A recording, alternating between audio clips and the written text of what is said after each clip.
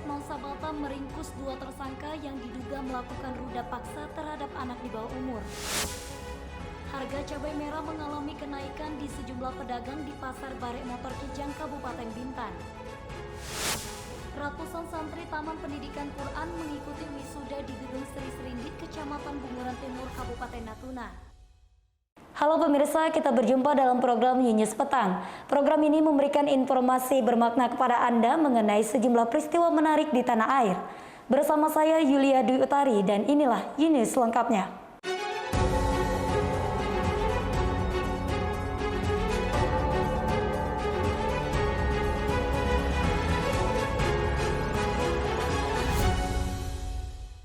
Jajaran Polsek Nusa Batam meringkus 2 tersangka yang merupakan kakak adik karena diduga melakukan ruda paksa terhadap seorang anak di bawah umur.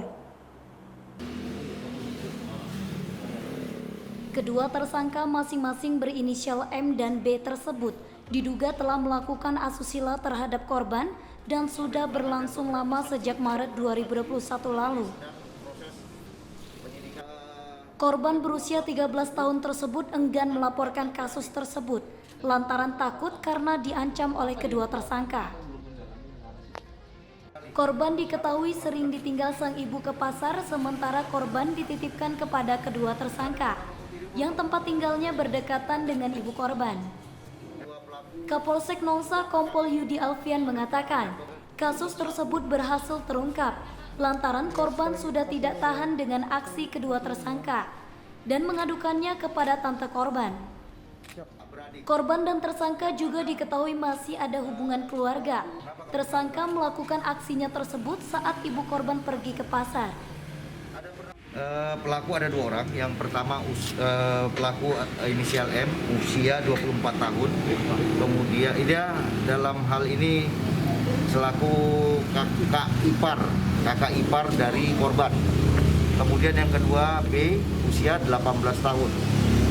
Itu merupakan adik kandung dari pelaku M. Kalau untuk modus yang dilakukan pelaku, modus operandinya ya mungkin yang pertama pelaku M itu memang langsung masuk ke kamar korban karena melihat yang pertama kali melihat korban sedang tertidur, kemudian pelaku langsung masuk ke kamar korban dan langsung melakukan persetubuhan tersebut terhadap korban. Atas perbuatannya, kedua tersangka akan dijerat dengan pasal Undang-Undang Perlindungan Anak dan Perempuan dengan ancaman pidana maksimal 15 tahun penjara. Dari Batam, Kepulauan Riau, Panca Nugraha, UTV mengabarkan.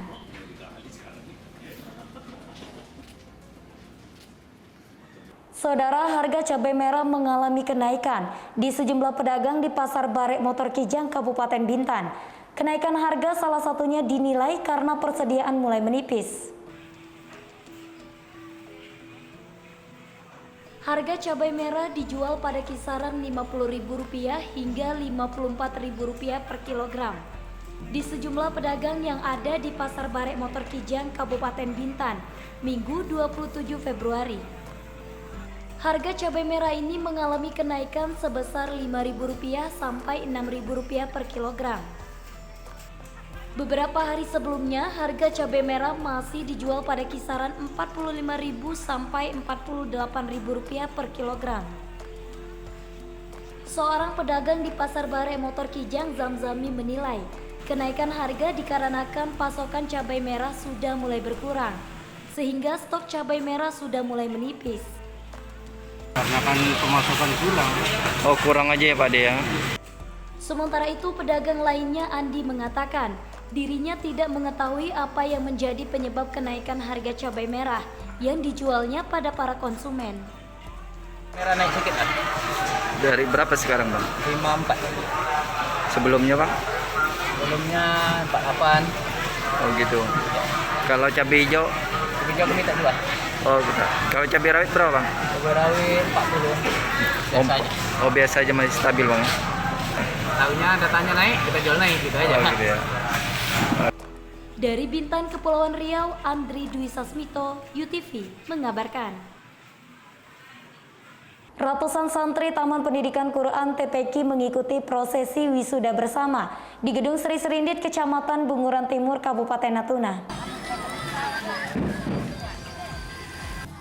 Wisuda bersama santri se-Kabupaten Natuna yang ke-10 ini dilaksanakan oleh Badan Musyawarah Guru BMG TPQ Kabupaten Natuna pada Minggu 27 Februari. Ketua BMG TPQ Kabupaten Natuna Solat mengatakan, sebanyak 412 santri yang diwisuda merupakan mereka yang sudah lulus tahap uji kompetensi santri. Ia berpesan kepada orang tua atau wali agar terus mengawasi dan meningkatkan pendidikan keagamaan para santri. Selain itu, Solat mengatakan BMG TPQ Natuna berharap pemerintah bisa menjadikan sertifikat TPQ menjadi salah satu syarat untuk mendaftar masuk ke sekolah tingkat SLTP maupun SLTA. Sudah menyampaikan bahwa bagi anak-anak yang akan melanjutkan tingkat SLTP, SMA ya, akan memenuhi syarat sebagai sertifikat TPQ wisuda. Itu harapan kami dari pemerintah daerah untuk mengeluarkan sertifikat sertifikat TPQ wisuda atau surat keterangan mengaji dari kepala TPQ masing-masing. Terima kasih. Sementara itu, Sekretaris Daerah Kabupaten Natuna, Boy Wijanarko menyambut baik usulan dari BMG TPQ terkait permintaan agar sertifikat TPQ dapat menjadi salah satu syarat untuk masuk sekolah tersebut.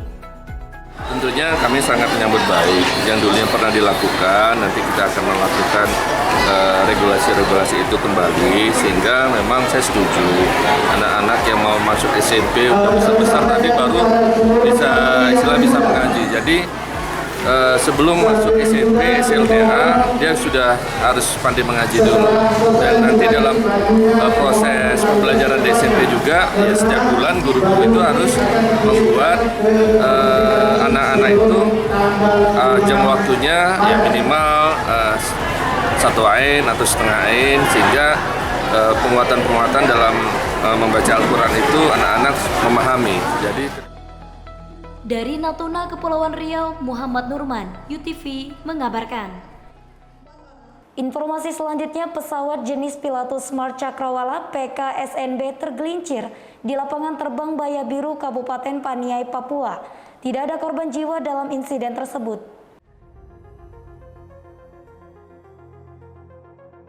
Insiden ini terjadi pada Sabtu 26 Februari sekitar pukul 10 waktu Indonesia Timur. Pesawat yang mengangkut 4 orang penumpang beserta barang bawaan tersebut terbang dari Nabire tujuan Baya Biru, Paniai, Papua. Pesawat itu dipiloti Kapten David Alonson dan Kapten Febrian Sahetapi. Kabid Humas Polda Papua Kombes Polisi Ahmad Mustafa Kamal yang ditemui di Jayapura, Papua menerangkan, berdasarkan laporan yang ia terima, pesawat tersebut menjalani penerbangan kedua dari Nabire ke Baya Biru. Pesawat landing aman di Baya Biru, namun pada saat mendarat, PIC pesawat tidak dapat mengontrol pesawat karena kondisi yang licin dan akhirnya pesawat tergelincir. Tergelincir, ban belakang masuk pada semak belukar di sekitar bandara. Dari peristiwa tersebut tidak ada korban jiwa.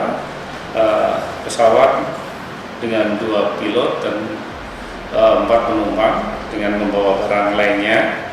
Kemudian tadi dapat dievakuasi oleh warga masyarakat yang ada di sekitar TKP. Kemudian untuk 2 pilot tadi sudah dijemput oleh heli dari Baya Biru dengan tujuan Nabire. Lebih lanjut, Kamal menerangkan, kedua pilot pesawat itu telah dijemput helikopter menuju Nabire. Sementara pesawat masih berada di lokasi kejadian. Lapter Baya Biru sambil menunggu teknisi. Pesawat menabrak sisi lapangan terbang yang dipenuhi rerumputan dan pohon. Dari Jayapura, Papua, Kantor Berita Antara, UTV mengabarkan.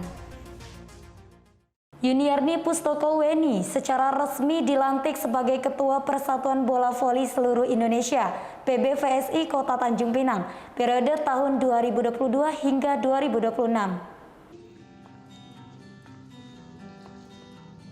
Selain pelantikan ketua, kegiatan yang dilaksanakan di Hotel Aston, Kota Tanjung Pinang pada 26 Februari ini juga melantik struktur kepengurusan PBVSI Tanjung Pinang yang baru.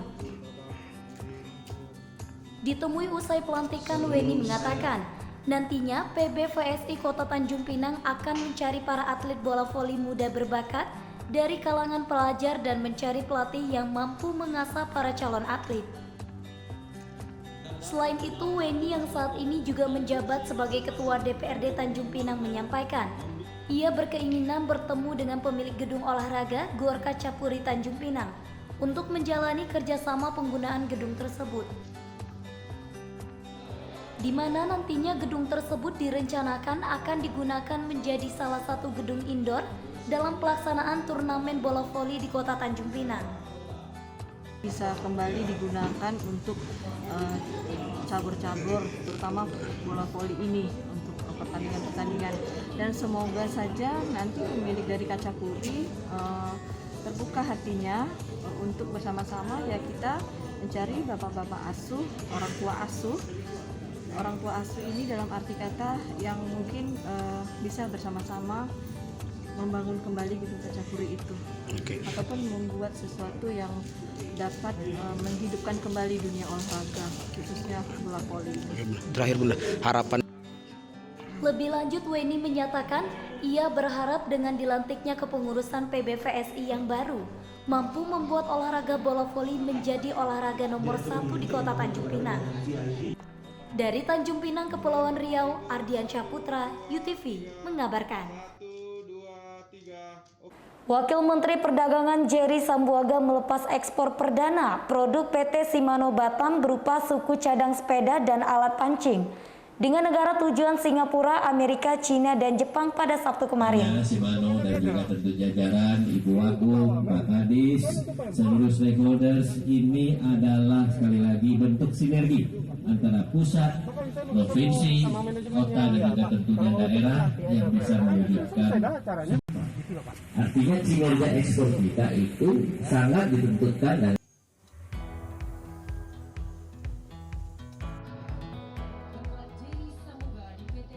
Pelepasan produk jadi berupa suku cadang sepeda dan alat pancing dari PT Shimano Batam ini bernilai 979 miliar rupiah. Untuk duduk di tempat yang telah. Jerry menjelaskan ekspor ini merupakan perdana dilakukan oleh anak perusahaan PT Shimano Singapura yang telah memproduksi komponen sepeda dan alat pancing sejak 1991 di Batam. Komponen sepeda diekspor ke Singapura, sementara alat pancing ke Amerika, Cina, dan Jepang. Jerry menilai kegiatan ini merupakan satu dari 25 perjanjian dagang Indonesia dengan beberapa negara.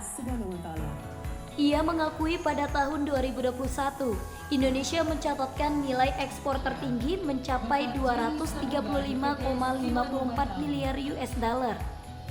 Situasi ini mendorong peningkatan di sektor neraca perdagangan mencapai 35,34 miliar US dollar.